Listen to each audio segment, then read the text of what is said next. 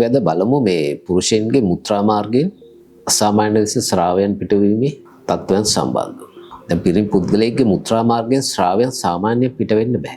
මුත්‍රා වලට අමතරව මුත්‍රා මාර්ගයෙන් ශ්‍රාවයක් එනවා නම් පිරිමි පුද්ගලයෙක්ගේ එතන ගැටලුවක් තියෙනවා. දැන් වෙලි තත්ත්වයක් තියෙනවා නම් අපි ඒකට හේතුව මොකක්ද කියලා බලන්න ඕනේ.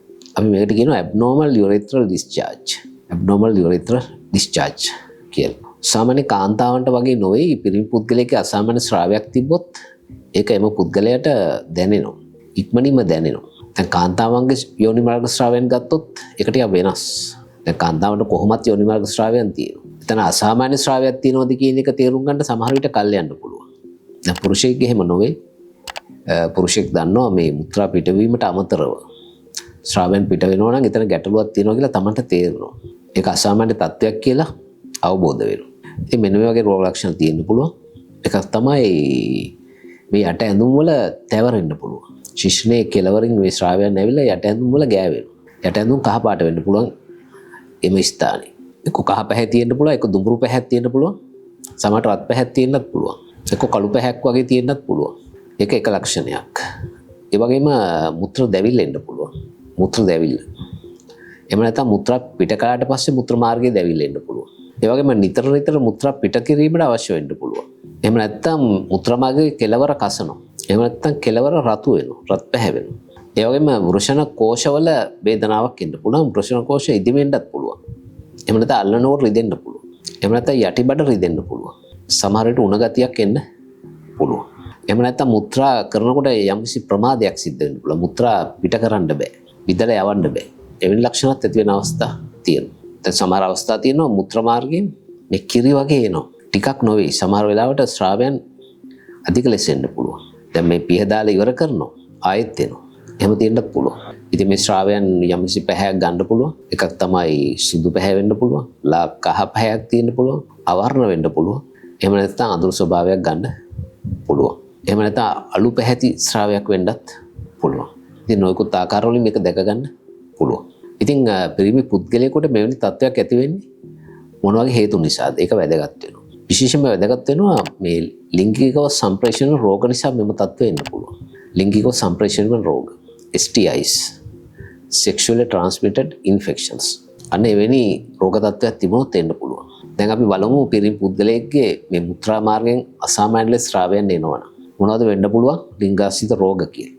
වෙන්න පුළුවන් ප්‍රධාන රෝගී තත්ත්වයක් තමයි මේ ගොනෝරියා කියන රෝගී තත්ත්වය. ගොනෝරියා සුදු බින්දුම කියන රෝගී තත්ත්වය. මෙම රෝග තත්ත්වය තිබ්බොත් ගැටලු රාශියක් ඇති වෙන්න පුළුවන්. දැන් මේ ගොනෝරියාගේ රෝගී තත්ත්වයේදී ශ්‍රාවයන් නැතිවීම කොහොම තදින් සිද්ධ වෙනවා. සුදු පැහැයක්, කහ පැහැයක්, ඒ වගේම කොළ පැහැයට හුරුව මේ ශ්‍රාවයන් නැති වෙන්න පුළුවන්. ඒ වගේම මේ ශ්‍රාවයන් වල උකු ගතිය වැඩි. උකු ගතියක් තියෙනවා.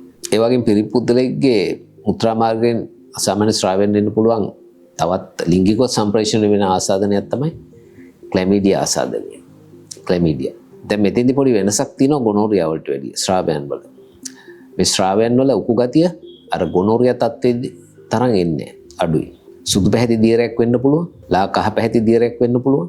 එහෙම නැත්නම් පැහැදිලි ශ්‍රාවයක් වෙන්නත් පුළුවන්.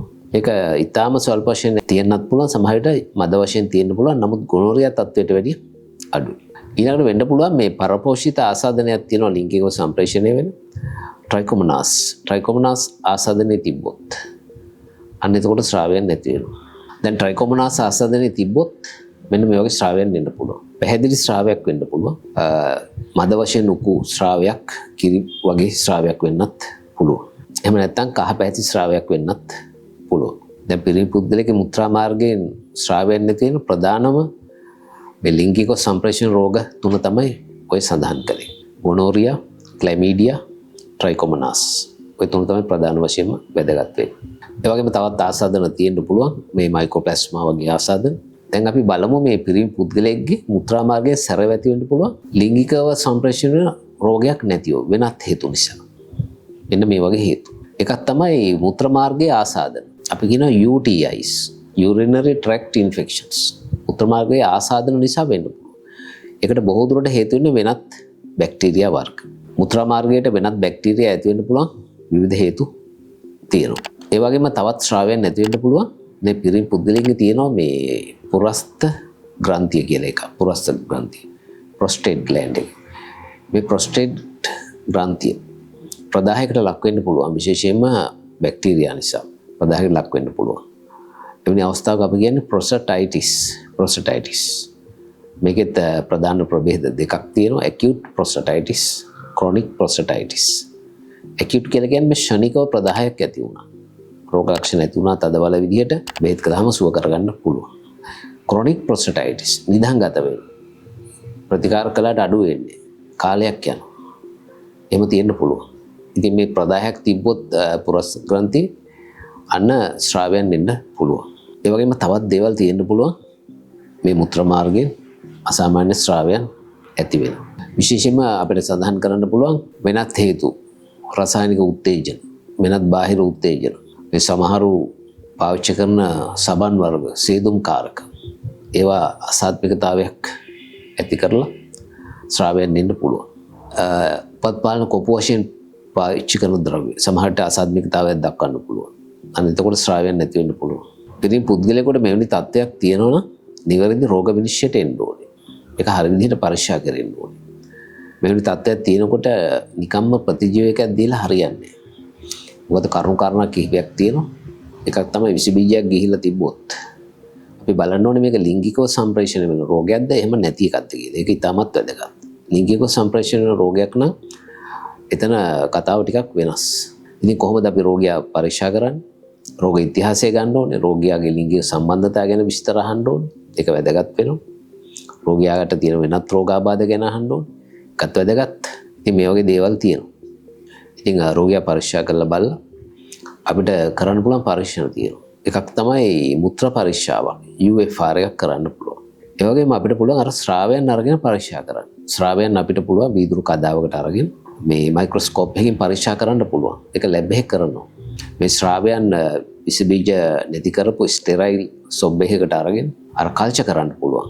කල්චර් කරනවා කියන්නේ රෝපණ මාධ්‍යයක වවලා බලන්න පුළුවන් විස බීජ තියනවාද කියලා.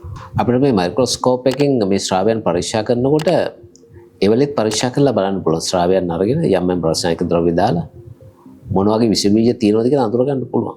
විශේෂයෙන්ම ගොනෝරියා හැම අඳුර ගන්න පුළුවන්. ක්ලැමීඩියා අඳුර ගන්න පුළුවන්. ඒවට පරීක්ෂණ තියෙනවා. ඒ පරීක්ෂණ කරගන්න පුළුවන් පහසුකම් තියෙන තැන් තියෙනවා.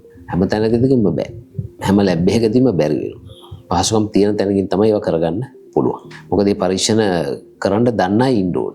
ඒක වැදගත් වෙනවා. දැන් පුද්ගලයෙකුට තියෙනවා නම් අසාමාන්‍ය ශ්‍රාවයන් මුත්‍රා මාර්ගයෙන් නැතිවීම ඒ ටික විතරක් පරීක්ෂා කරලා හරියන්නේ නැහැ.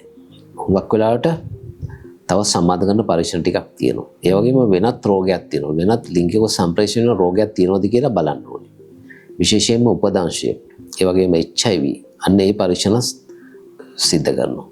එවැනි අවස්ථාවක රුධිර සාම්පල් අරගෙන ඒවටත් පරීක්ෂා කරලා බලනවා. සමහරට රෝග දෙකක් තුනක් එකට තියෙන්න පුළුවන්. එහෙම තියෙනවා. ඒක තීරණය වෙන්නේ පුද්ගලයාගේ ලිංගික ක්‍රියාකාරකම් අනුව. ආරක්ෂිතව ලිංගික කටයුතු සිද්ධ කරනවද? එහෙම නැත්නම් අනාරක්ෂිතව ලිංගික කටයුතු සිද්ධ කරනවද කියන කාරණේ මත.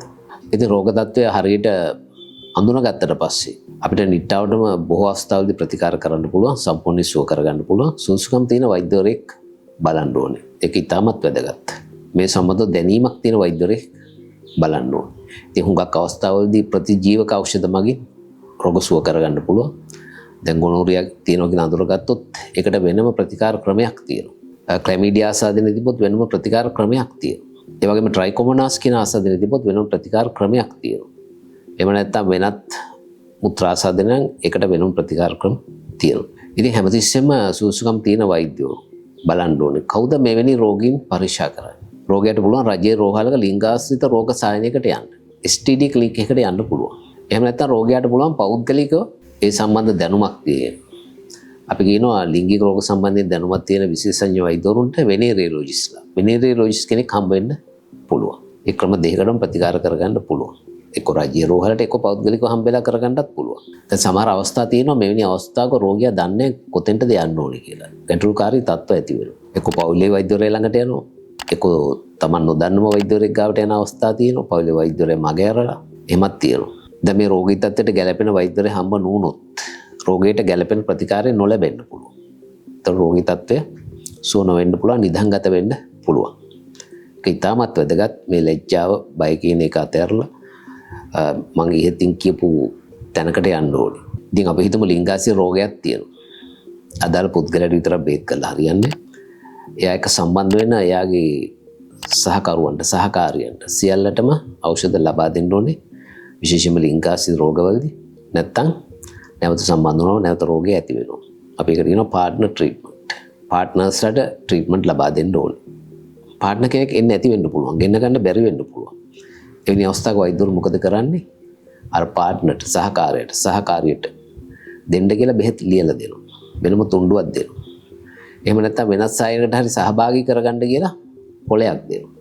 එහෙම කරන අවස්ථා තියෙනවා. අනිත් වැදගත් කාරණේ තමයි මෙවැනි රෝග තත්ත්වවලට ප්‍රතිකාර කරනකොට රෝගේ සම්පූර්ණයෙන්ම සුව වෙනකම් ලිංගික කටයුතු වලින් වැළකීලා ඉන්න ඕනේ. එහෙම නැත්නම් ආරක්ෂිතව ලිංගික කටයුතු සිද්ධ කරන්න ඕනේ. ඒක ඉතාමත් වැදගත්. නැත්නම් අනිත් කෙනාට රෝගය බෝ වෙන්න පුළුවන්. නැත්නම් අනිත් කෙනාගෙන් Tamanට නැවත රෝගය එන්න පුළුවන්. එතකොට ස්ථිර සුවවීමක් සිද්ධ වෙන්නේ. දැන් මෙවැනි රෝගාබාධයක් තිබ්බොත් වෙන්න පුළුවන් සංකූලතා මොනවද? මේ කෝෂ දෙක ආසාදනය වෙන්න පුළුවන්. කෝෂ ඇතුලේ තියෙන විශේෂ කොටසක් එපිඩිඩිමයිටිස් කියන තත්ත්වෙ ඉන්න පුළුවන්. එම කොටස ආසාදනයට ලක් වෙලා. ඒ වගේම මදසරු භාවය ඇති වෙන්න පුළුවන්. එහෙම නැත්නම් නිසරු වෙන්නත් පුළුවන්. මේ ලිංගාශය රෝගයක් තිබ්බොත් අන්‍යවෙනි තත්ත්ව ඇති වෙන්න පුළුවන්. ඒ වගේම මුත්‍රා මාර්ගයේ පටු වෙන්න පුළුවන්. ස්ට්‍රික්චර්ස් කියන තත්ත්වය ඇති වෙන්න පුළුවන්. මුත්‍රා මාර්ගයේ ප්‍රදාහයක් ඇති වුණාම ඒක සුව වෙනකොට සමහර විට පටු තැන් හිටිනවා. එතකොට මුත්‍රා පිට වෙන්නේ બ્લોක් වෙනවා, හිර වෙනවා. එවැනි ගැටලු ඇති වෙන්න පුළුවන්. පස්සේ වගොඩ වලටත් බලපාන්න පුළුවන්. ඒ වගේම මුත්‍රා මාර්ගයෙන් අසාමාන්‍ය ස්‍රාවයන් තියෙනවා නම් HIV වගේ වෛරස් එකක් ඉක්මනින් එන්න තියෙන ඉඩකඩක් තියෙනවා. අපි දන්නවා HIV කපාරටම බෝ වෙන්නේ සමහර වෙලාවට. නමුත් මෙවැනි තත්ත්වයක් තිබ්බොත් ඉක්මනින් ඒ වෛරස් එක ඇඟට ඇතුල් වෙන්න පුළුවන්. දැන් ඔයගලන්ට පේනවා පිරිමි පුද්ගලයෙකුට අසාමාන්‍ය ස්‍රාවයන් තිබ්බොත් මුත්‍රා මාර්ගයේ. ඊටමත් වගකීමෙන් කටයුතු කරන්න ඕනේ. සුසුකම් තියෙන වෛද්‍යවරයෙක් හම්බ වෙන්න ඕනේ. ඒ ප්‍රතිකාරය දීලා තියෙන කාලෙම පාවිච්චි කරන්න ඕනේ. ඒ වගේම පාර්ට්නර් ට්‍රීට්මන්ට් එක සහකාරිය ඒගොල්ලන් ප්‍රතිකාර වලට ලක් කරන්න ඕනේ. ඒ වගේම ආරක්ෂිත ලිංගික කටයුතු සිද්ධ කරන්න ඕනේ. ඉතාමත් වැදගත්. මම හිතන්නේ දැන් ඔයගොල්ලන්ට පැහැදිලි ඇති වෙන තත්ත්වයකදී කොහොමද හරි විදිහට කටයුතු කරන්නේ කියලා.